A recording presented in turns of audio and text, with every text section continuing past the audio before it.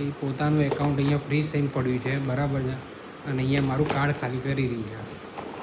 પાર્સલો મંગાય કરે બધું, થોડો ટાઈમ રહી જા પછી મંગાય. ઓકે, જે જરૂર હોય તો મંગાવવું જ પડે. એવું કે શું મંગાવ્યું છે?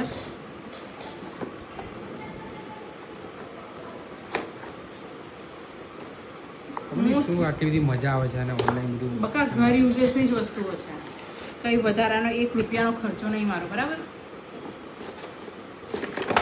એ જો સિરમ નવરાત્રી આવે છે, દિવાળી આવે છે.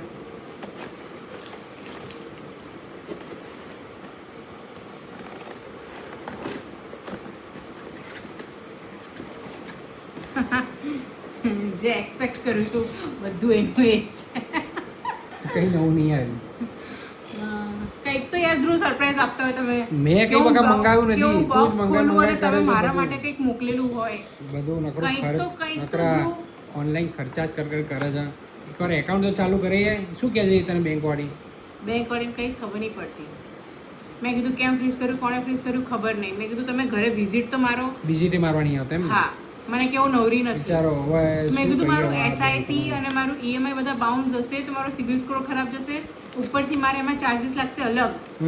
તો મને કે હું શું કરું? તો એક તો એની વાત કરવાની નથી, એટલી ખરાબ છે. મેનેજર છે, કાન પટ્ટાની આપી દો. મેનેજર. હા, શું કહીએ મેનેજર? ભાઈ કોઈ બેંક ઓફ બરોડાથી આમ જોતું હોય મેનેજર રીલ તો થોડું રિસ્પોન્સ કરજો.